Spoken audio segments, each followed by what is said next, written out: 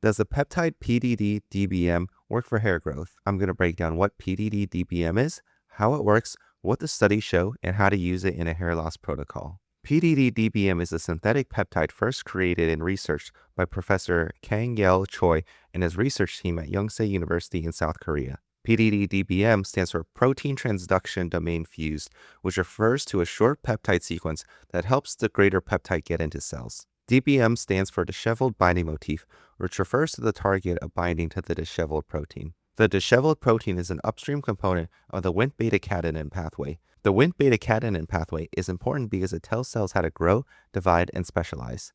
It acts as a master regulator of adult tissue repair and stem cell maintenance in tissues like the hair follicles. When a protein called CXXC5 is bound to the disheveled protein, the Wnt-beta-catenin pathway is turned off. But when PTD-DBM binds to the disheveled protein, CXXC5 cannot bind to the disheveled, and the Wnt-beta-catenin pathway remains on to signal the hair follicle to grow. Specifically, Wnt signaling promotes follicle development, follicle cycling, dermal papilla signaling, and entry into the hair's anagen or growth phase. Crucially, stimulation of hair growth through Wnt-beta-catenin signaling is a distinct and novel mechanism of action compared to conventional treatments like finasteride, dutasteride, and minoxidil.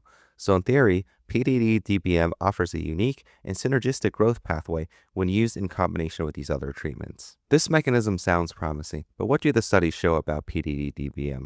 To date, there have only been 2 preclinical studies on PTD-DBM using animal models and human cells. The main paper on PTD-DBM comes from Dr. Choi and his team of researchers in the 2017 paper by Lee et al., which highlights a number of main discoveries and results. The first is that CXXC5, the protein that PTD-DBM competes with, is highly expressed in miniaturized hair follicles in balding human scalps. Figure 1a in the study shows the expression of beta-catenin, which is associated with hair follicle growth in hair matrix cells of hair scalps.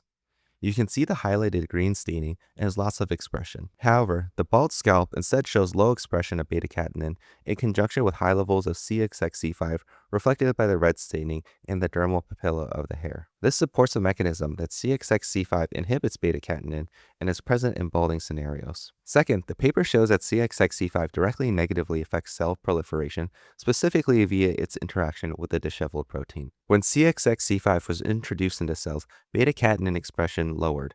Removing CXXC5 also increased the expression of beta-catenin. Finally, CXXC5 did not lower beta-catenin when the disheveled binding motif was removed, implying that CXXC5 specifically lowers beta-catenin by binding onto the disheveled protein. Third, loss of CXXC5 promotes hair regeneration in normal and wounded skins of mice, and this result was enhanced when topical valproic acid, another Wnt-beta-catenin pathway activator, was added. Mice without CXXC5 and which were treated with the valproic acid showed the greatest amounts of hair growth compared to all other combinations of mice with and without CXXC5 and valproic acid. Interestingly, when the mice were wounded, CXXC5 knockout and valproic acid even contributed to the increased creation of brand new hair follicles in a process called wound-induced hair neogenesis, also called WIN. While WIN is a rare occurrence in humans, it does show that the regeneration of entirely new hair follicles is possible even in areas with previously no hair. WIN itself is also more easily achieved when Wnt-beta-catenin is upregulated according to the authors. Finally, the researchers directly tested the effects of PTD-DBM. They found that the application of PTD-DBM to human hair follicle dermal papilla cells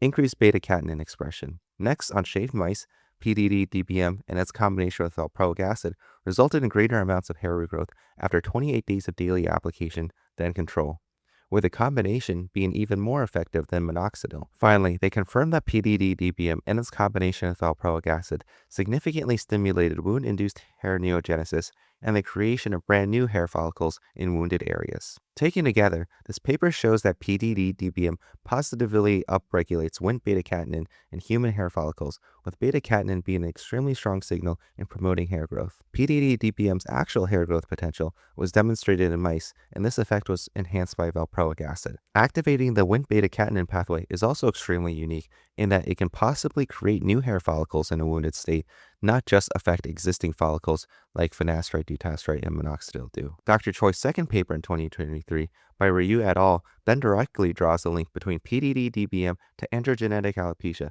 the more common DHT-induced hair loss. It is known from previous research that prostaglandin D2 causes at least some of the hair loss associated with androgenetic alopecia, and that DHT raises prostaglandin D2 levels. However, why prostaglandin D2 causes hair loss is less well defined. Dr. Choi's 2023 paper attempts to address this. First, he finds that prostaglandin D2 synthase, which creates the harmful prostaglandins, was elevated in mice hair that had entered the shedding catagen phase, along with the harmful CXXC5 protein that blocks hair growth promoting Wnt beta-catenin signals. Next, the researchers exposed human hair cells to prostaglandin D2 and found that the cells produced more CXXC5 with higher doses producing a larger response. Finally, blocking or knocking down CXXC5 restored beta-catenin signaling, so the experiments support a prostaglandin D2 to CXXC5 pathway that suppresses Wnt signaling. But when PTD-DBM was applied to these human hair cells, Wnt beta-catenin signaling went back up even in the presence of prostaglandin D2. The researchers then went on to show that PTD-DBM blocks the harmful effects of prostaglandin D2 in mice whiskers and hair follicles that form after wounding, leading to increased hair growth in both situations. Taken together, the results of this 2023 paper show that not only does PTD-DBM stimulate existing hair growth, it actually has a mechanism to address the root cause of androgenetic alopecia by blocking the prostaglandin D2 pathway that DHT promotes. It's a growth promoter just like minoxidil, but now it's also a follicle protector like finasteride. Now, the greatest question is, does PTD-DBM work on live human scalps? To date, there have only been studies on human hair cell cultures and mice. What this means is that there is no clinical data in humans showing either its safety or efficacy. No safety concerns were highlighted in any of the studies, so the real question mark is whether hair growth in mice translates into hair growth in humans. This is where most promising products often break down. The biggest question revolves around its ability to penetrate the scalp. We know that once PTD-DBM penetrates the skin, the protein transduction domain that PTD stands for helps it enter cells. However, PTD-DBM is a molecular weight of 3,083 Daltons, far surpassing the general 500 Dalton rule for particles to cross a skin barrier. It is also hydrophilic, which means it likes to dissolve in water, which is naturally repelled by human skin, which has a layer of oil. But there is some hope that it could still penetrate. First, we know for sure that it penetrates mice skin and have observed its effects. Second, a 2005 study by Lopez et al. Shows that PTDs can help support the delivery of larger peptides across pig skin, which is the most similar to humans out of test animals. Finally, because the target of PTD-DBM is the hair follicles, the follicles themselves represent larger openings that PTD-DBM can enter rather than fully intact skin. So, how should PTD-DBM be used in practice? Because penetration is the largest practical issue with PTD-DBM, PTD-DBM is probably best applied as an adjunct to microneedling the day after. It is also often sold in a DMSO solution, which is a solvent that helps skin penetration. Although DMSO is useful in allowing topical ingredients to penetrate further, it's important to separate solutions with DMSO from products that you specifically do not want going systemic, such as androgen blockers like RU58841, pyrolutamide, clascoterone, and spironolactone. The studies also show that PTD-DBM is best used with valproic acid as complementary promoters of the Wnt beta-catenin pathway. PTD-DBM blocks the CXXC5 brakes on beta-catenin, while valproic acid blocks GSK3 beta, which degrades the beta-catenin. However, my experience is that it's relatively difficult to source topical valproic acid, and valproic acid is something you likely do not want to mix with DMSO and risk going systemic. Oral valproic acid actually causes hair loss through biotin utilization disruption, with biotin supplementation probably only partially alleviating this symptom. So, if using any of the commonly commercially available PTD-DBM products that are mixed in DMSO, it's probably best not to apply valproic acid at the same time. Alternating use should be fine, in addition to using PTD-DBM and valproic acid in a non-DMSO solution. Before I share the PTD-DBM product I like, I'd appreciate it if you took a moment to subscribe if you've gotten value out of my content so far. It motivates me to keep doing scientific deep dives like this so I can continue sharing my learnings with you. Thanks in advance. The PTD-DBM product I've been using so far is the Healthgevity Hairgevity Pro. Healthgevity appears to be a reputable company that is carried by several practitioner-oriented retailers, and the company states that its products are produced in an FDA-inspected facility with third-party testing. It's also a member of the Seed Scientific and Research Performance Institute, affiliated with Dr. Seeds, who is a well-known expert in the peptide space. HealthJevity's HairJevity Pro product not only contains PTD-DBM, but also ghk-cu, another very well-studied peptide for hair growth. More uniquely, it also contains zinc thymolin, another cutting-edge peptide with a human clinical study supporting positive antigen phase signaling, and methylvanillate, another known Wnt-beta-catenin pathway activator. Taken together, this serum represents a promising growth pathway promoter for hair and does so through the typically under-targeted Wnt-beta-catenin pathway.